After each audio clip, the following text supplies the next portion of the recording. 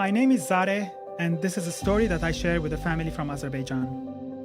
In the summer of 2017, on August 8, I received a call from the People's House, our emergency shelter for refugees. I remember the date well because this call would change my life. The request was to translate for an Azerbaijani couple who had just arrived. I speak some Turkish, which is a common language for Azeris to speak, so I agreed. It's in my nature to agree, but sometimes when I agree, I immediately wonder what I was thinking. This was definitely one of those times. I hung up the phone wondering why God had led, of all people, Azerbaijanis to come and stay at the People's House and why He had to involve me in their story. In truth, we already shared a long and complicated story. Not personally, but ethnically. You see, I'm Armenian, and Armenia had fought long and difficult wars with Azerbaijan. The Armenian people refer to it as ethnic cleansing. So, put simply, our shared story is that Armenians and Azerbaijanis are enemies. And now, here I was standing in front of a young Azerbaijani couple, extending my hand and introducing myself to them in Turkish. Perhaps they suspected that I was Armenian because they seemed tense all during the welcome interview. I'm sure that they were thinking, of all the people we could have as a translator, we get an Armenian? They were pleasant and polite, and they were going to have a child.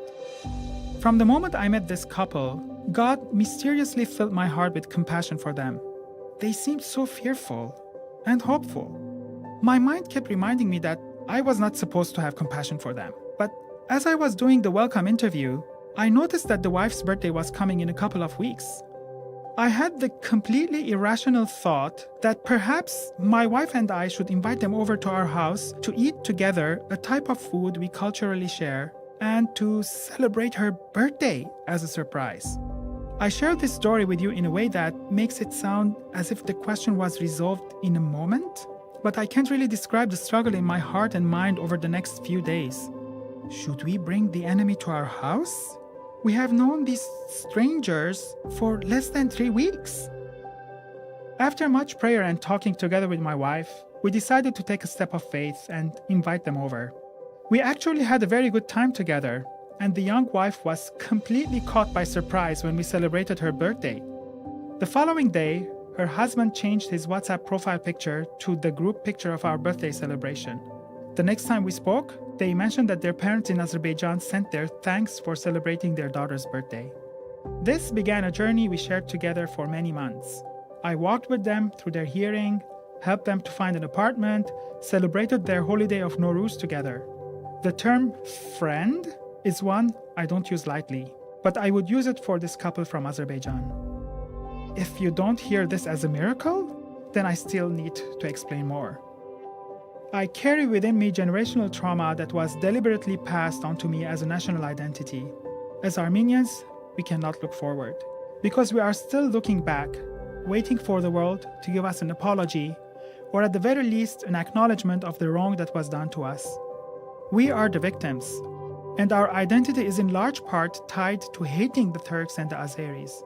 So for God to give me love toward this young Azeri couple is nothing less than a miracle. But this relationship we shared together was not challenging for me.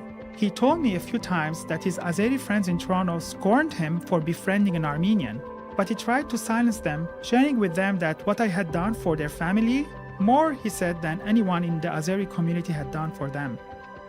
I took the wife to the hospital when it was time to give birth, and drove the young family home when they were discharged. It was snowing heavily that night, and I remember watching the snow on my windshield and looking at the young family in my back seat, and a strange thought occurred to me. What kind of an Armenian am I to be supporting the birth of an enemy's son? After the refugee claim got refused, they returned fearfully to Azerbaijan. This return was a major test of our relationship. Perhaps we could be friends in Canada, but now he had returned to a place where to be friends with an Armenian took on a whole new meaning. I also wondered if they would still keep in touch when they didn't need me anymore. We still keep in touch to this day. Sadly, in October 2020, the war broke out again. Armenia lost the war. More than 5,000 Armenian soldiers got killed, plus there was a huge territorial loss for Armenia. Our Christian churches fell under Azeri occupation. They were vandalized by the Azeri soldiers who are culturally Muslim. The whole nation of Armenia and the diaspora felt humiliated, depressed, and very angry. During and after this recent war, he and I kept the channel of communication open. While the war was still going on, I texted him that I'm praying for peace and peaceful resolution. We spoke very briefly about the conflict, agreeing that on both sides, mothers are crying after losing their sons. Children are becoming orphans by losing fathers. Many times during this conflict, I wondered, how am I able to befriend the enemy and possibly live with him in peace when our nations are at war? So many people around the world who are living in the midst of war are asking this question with me. I hope Christians around the world are asking these questions. How and when will cycles of retaliation end? Is it possible to live in peace with our Muslim neighbors? What is the role of followers of Jesus in the resolution of these conflicts? Can the church be salt and light, influencing cultures in conflict, advocating for peace and reconciliation, and leading the very tough and painful conversations? As I was struggling with these soul-shattering questions, it is important to this story that I tell you that my young Azeri friend was having dreams and seeing visions. He had the first dream shortly after he had arrived at the people's house. In the dream, we were together at the people's house and suddenly there was an earthquake. I tell him where to go and hide inside the house. Then, suddenly the earthquake is over and we both survive. He is safe. Then, in the dream, I tell him that I need to leave and go to be with my children, and he woke up. He shared the dream with me the next day. Neither of us spoke about the meaning. We didn't have to interpret the obvious. Clearly, God was working a miracle in his heart, as well as mine. The second dream he shared with me happened after he had watched the Jesus film. In the dream, he is sitting with Jesus' disciples, and suddenly Jesus appears from behind the wall. He woke up from this strange dream, and while awake, he saw a glowing white hand coming down to almost touch him in his bed. He started shivering for 3-4 minutes, and he wanted to wake his wife up, but could not speak. He didn't hear any voice, didn't see any face. Yet, he was sure it was Jesus' hand. He said he wasn't afraid. It was a pleasant feeling. To this day, he is not yet a follower of Jesus, but Jesus is clearly pursuing him. Christ calls his followers to love their enemies and to bless them. I understand deeply that this is an extremely difficult and complicated process.